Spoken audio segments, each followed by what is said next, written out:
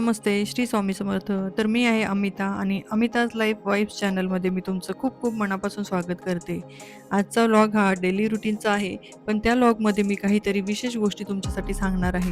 विशेष नाही म्हणता येणार, जे आपल्या रेग्युलरच्या असतात त्याच, पण कसं आहे ना, धकाधकीच्या जीवनात आपण ज्या गोष्टी करायला विसरून जातो किंवा काही गोष्टी इम्प्लिमेंट करत नाही, तेवढंच मी तुम्हाला क्लिअर करणार आहे.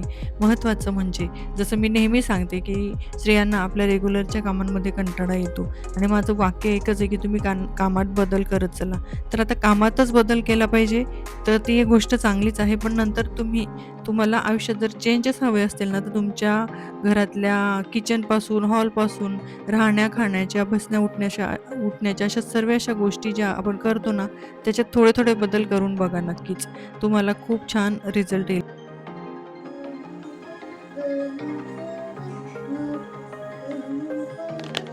इकडे सौम्यची गाण्याची रिहर्सल चालू आहे.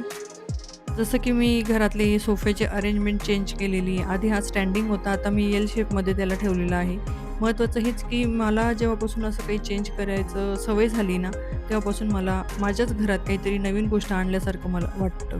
म्हणजे जसं की आपण अनुभव घेतो ना, की काही नवीन घेतलं की त्या गोष्टीचा आपल्याला वेगळाच आनंद असतो. घरातलं वातावरणही खूप असं प्रसन्न होत असतं. तर ती सवय माझी नेहमीची आता झालेली. मी प्रत्येक गोष्टीत राहिलेल्या किचनमध्ये, बेडरूममध्ये, हॉलमध्ये जे आहे त्याच्यातच मी थोडंफार चेंजेस करत असते आणि त्या चेंजिंगने जो आपला घरातला एरियाचा फरक पडतो, वातावरणाचा फरक पडतो आणि आपल्याला आनंदात देखील भर पडत असते. तर ही गोष्ट तुम्हीही करून बघा. आहे तसंच जगण्यापेक्षा जे आहे त्याच्यात थोडंफार चेंज करून आपल्याला मनाला आनंद मिळेल, तर ती गोष्ट नक्कीच करायला पाहिजे. तर मी इकडे चहा घेऊन घेते. आता कामांना सुरुवात झालेली आहे, फक्त राहिला होता चहा. तर आजचा बेत आहे आमरस पुरी. सीझनचा पहिला आंबा आहे. हे आंबे मीच आणले होते.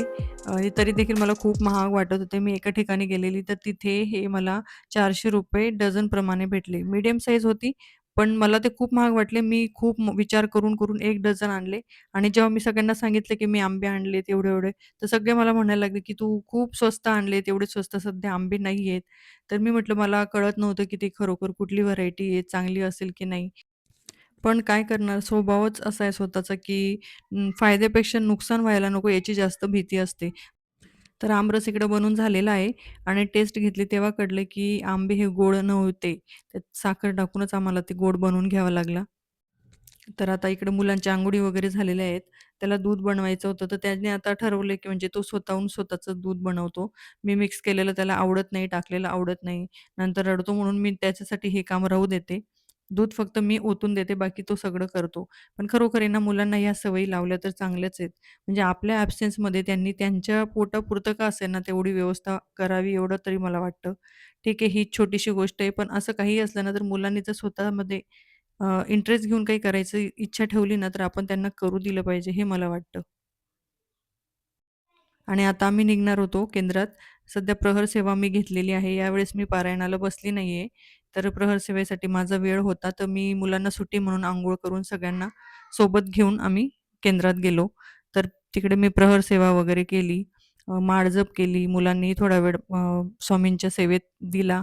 खूप छान वाटतं सेवेत असल्यानंतर. तर त्या वेळेचा मी खूप म्हणजे हे असते, की तेवढा वेळ माझ्यासाठी खूप आनंदीदायी असतो. सेवा वगैरे झाल्यानंतर आम्ही घरी आलो आणि उरलेले कामं मी करायला घेतली. भाजी बनवून झाली होती बटाट्याची. आमरसही बनवला होता.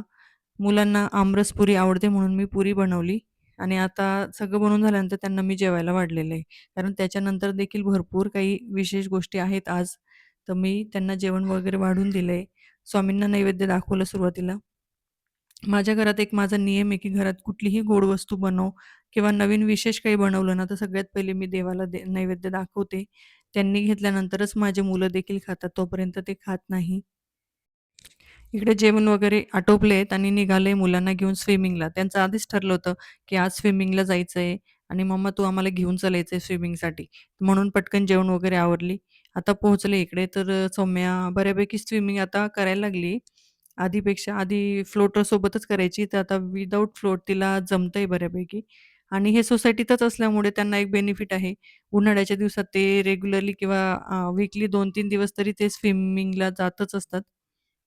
आणि स्विमिंग हे सेल्फ डिफेन्ससाठी तरी प्रत्येकाला यायलाच पाहिजे. आपल्या वेळेस जरी एवढ्या सुविधा नव्हत्या, पण आता आहेत तर मुलांनी तेवढं नक्कीच शिकलं पाहिजे असं मला वाटतं.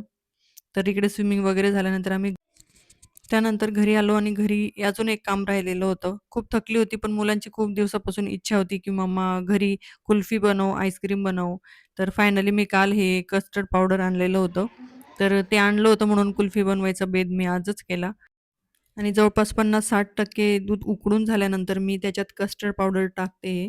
ते दुधात मिक्स करून टाकायचं असतं. मी 2 चम्मच एवढं घेतलं. ते दुधात आता मिक्स केले ना, तर त्याला चांगली थिकनेस येते. तर दूध हे चांगलं अजून उकळून घ्यायचं आहे. त्यानंतर उकडल्यानंतर ते थोडं थंड झालं, की नंतर ब्लेंडरच्या साहाय्याने त्याला छानपैकी ब्लेंड करून घ्यायचं आहे. हे स्मूथ होण्यासाठी आपण इकडे ब्लेंड करतोय. तर त्याला 5 मिनिटापर्यंत मी ब्लेंड केलं. तर त्यात आता मी ड्रायफ्रूट कट करून टाकते हे. हे ड्रायफ्रूट कटर जे आहे ना, ते माझं खूप कामाचं आहे. त्याच्याने खूप छान अगदी कुल्फी, मावा कुल्फी आपण घेतो किंवा ड्रायफ्रूट कुल्फी घेतो ना, त्यात जसं कट केलेलं असतं ना, त्याचप्रमाणे इकडे ड्रायफ्रूट माझे कट झालेले आहेत. आणि ह्या मुलांच्या चॉईसचा कुल्फी मोल्ड घेतलेला होता. तर त्यांनी घ्यायला लावला मला DMartला. तर मग आता त्यात फर्स्ट टाईम ही कुल्फी बनणार आहे. इकडे कुल्फी जेव्हापासून बनवते ना, तेव्हापासून इशूची बुडबुड चालूच होती. तर आता त्याने त्याचं लास्ट काम केलेलं आहे.